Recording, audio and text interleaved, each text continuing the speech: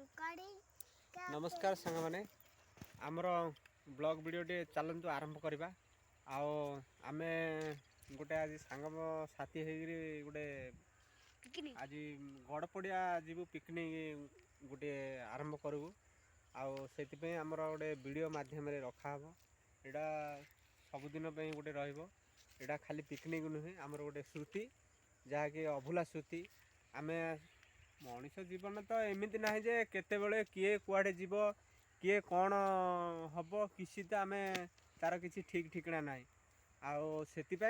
से बाबद गोटे आम वीडियोटी बनाऊँ चलतु आरंभ करवा आमर ब्लॉग वीडियोटी शेष पर्यंत निश्चिंत देखिए चलतु आज उदयनाथ मंदिर जावा रोषेईवास उदयनाथ मंदिर प्रतिभा ठाकुर जहाँकि जो मानसिक करे पूर्ण हुए प्रतिभा ठाकुर प्रतिभा ठाकुर आगे दर्शन करवा जगह आम रोषे करवा आज्ञा माचिस आना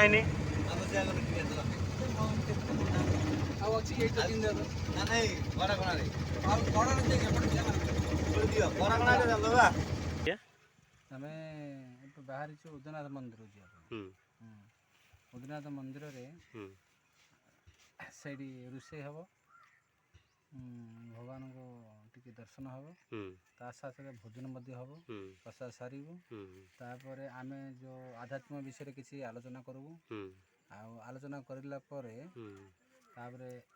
आम विदाय नेबू आज दिन बीती जाऊ एठी गाड़ी रहिबार कारण कोन गाड़ी आमे एठी किपे रखले गाड़ी सब सामान हला गोटे माचिसी भूली गले सेही तो गोटे प्रॉब्लम ए तो माचिसी मेन जिंस हला माचिसी भूली गले आमे बाजार रो सब दिन आनिले माचिसी नेल तो रोषे करबा माचिसी टंका जिंस निया नथले कोन से काम होबनी हां ताको आमे पी दउज नै ठीक रे आमे अगर जिन्न कर दउ आमे कितने गोटे महान देखो ओडे माय साहब बाबू आसिले मिलला माचिसी मिलला काय माचिसी आडे गने मिलला अन धची मिलला माचिसटा देखे दो काय हम जानू किंदी तो माचिस पे जाई दिलो कि आ कोथि पे जाई दिलो आ पे व्यवस्था जाई छ तम गां लोक तो तमर लोक सब अछति बुझले बड़ लोक अछति ना से को व्यवस्था जाइते कोन नले एडिया रखी कहले काई हां नहल कोन बहु देखिया नल देख जे नागुडार दृश्य नागुडा ग्रामर ये जे दृश्य एबे एबे वर्तमान काठ जोगाड़ चलची ए एतियो सब जोगाड़ करा है गलानी हां हे जो एठिको काठ हे जो कोन चारि लोक अछती केते रांधियो ना कोन जे हां हां चार लोक अछती 3 गिलास चावल भाई 3 गिलास चावल ओरा चावल हां 3-4 गिलास हे जो हो तापर पछन हल देखिए कोन हो प्रसाद छाड़ियानी पकेयानी ना हां ना देखो ए पेट फाटिला बंद खायसे ना टोकवाले फिंगियानी ना आई जोरिया खाइ दो तापर हगले बाटर जोरिया खाइ दो जति जाई बारी नदी बसी रि जो कोन दाहेला बाटर सब बंद नदी नाला सब पड़ती पानी झाड़ा पानी रहल व्यवस्था हल बदे अछि हां फैक्ट्री टबल आइची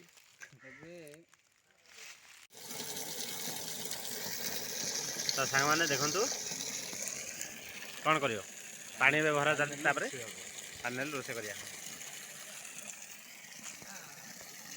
गार पानी आनले हेतन गान एडी तो महापुरुष को पानी अछि गार पानी तो दूर के हुई गार मीठा पानी हे एडी मीठा पानी है ना मीठा पानी ओरा महापुरु पाखरे जो नडिया जो भांगाउ ने हैं से जो नडिया भांगाउची से नडिया रो पानी जाग ओरा हां नहीं हैं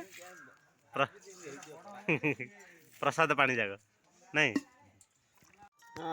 एरा कोन हबो मनोज इडा अद्दा काटा होची चिप्स करा हबो चिप्स पागड़ा बना होची आम पागा तो हेमदस्ता नाही हम चाकुरे पतला पतला काटी ता काम चले दउछु ବେଶୀ ହେଲେ ପକାଇନି ବା ଅଦା ଅଳ୍ପ ଟିକେ ପକେଇଦବା। ରାଧେ ରାଧେ। ଚିପ୍ସ ପାଇଁ ଏସବୁ କାଟା ହେଇଛି ଆୟୋଜନ। ଭାଇ ତମେ ସେଠି ଫୁଲ କାହିଁ ଧରିଲ ପକେଇ ଦଉନ ବାଲ୍ଟିରେ। ମୁଁ ମଧ୍ୟ ସେ ଦେଖି ଆମେ ଏବେ କୋଉଠି ଅଛୁ? ଏ କୋଉଠି ଅଛୁ? ହେଲା କି ନା ଆହୁରି ବଇଅ ଏଇଟା ଅଦା ରସୁଣ ପେଷ୍ଟ ପଡୁଛି। ହଁ ବାମୁଣ ରାନ୍ଧୁଛନ୍ତି ଇନ୍ଦ୍ର ଭାଇ ବାମୁଣ ହେଇଛି। ଏତେ ଅଦା ରସୁଣ ହୁଁ ହଁ ଆଉ ଖାଣ୍ଡ ବା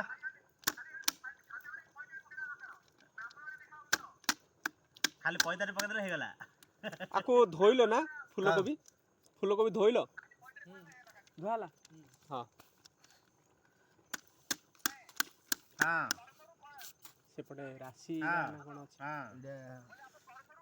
ରାଶିଟା ପକା ହବ। ହଁ ବାସ୍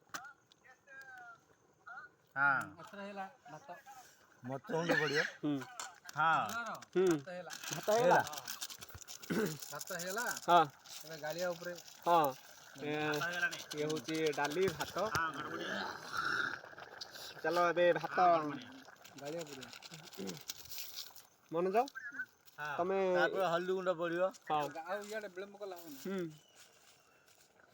ଦେଖ ଦିବାକର ଭିଡ଼ିଓ ଚାଲିଛି ମୋର ଇଆଡ଼େ ଭିଡ଼ିଓ କଲ୍ ଚାଲିଛି। ଏପଟେ ଏପଟେ ଏଇଟା ଭିଡ଼ିଓ ଧନିଆ ଗୁଣ୍ଡ ପଡ଼ିଲା।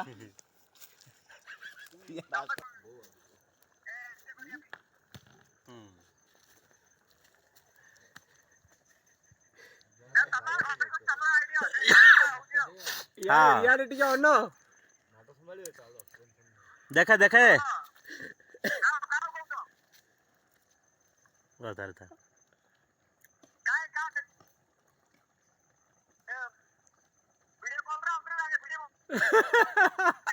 ହଁ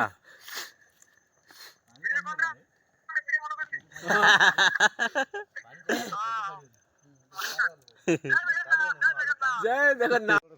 ଦି ଫଡ଼ା ହେଇଗଲା କିଛି ଅସୁବିଧା ନାହିଁ। ଦି ଫୁଡ଼ା ରଖୁଥିଲି ଆଉ ଜଏଣ୍ଟ ରହିଗଲା। ଏ କ'ଣ ସବୁ କଲଣି କୁହ?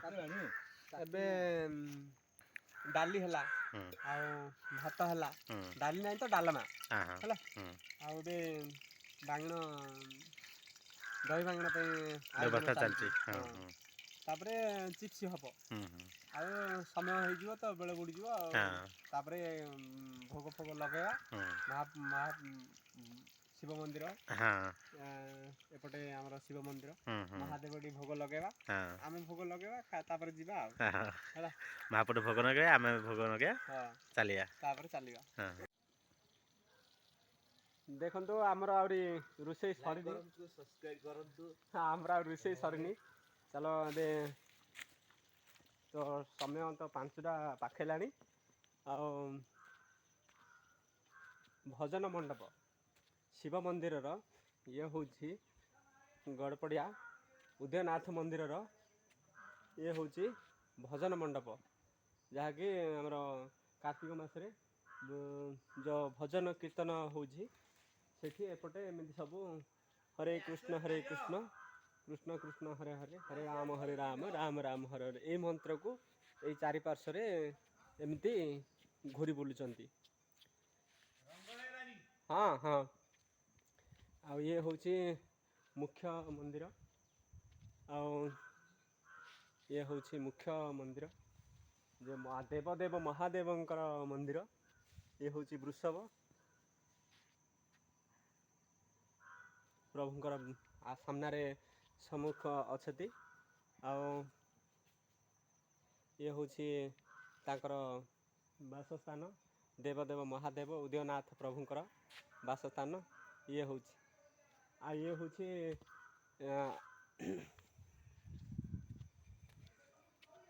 ଭୋଗ ମଣ୍ଡପ। ଏପଟେ ଅଛି ଭଗବାନଙ୍କର ଶିବଙ୍କର ଆଉ ଯାହାକି ହଁ ହଁ ଯାଉଛି।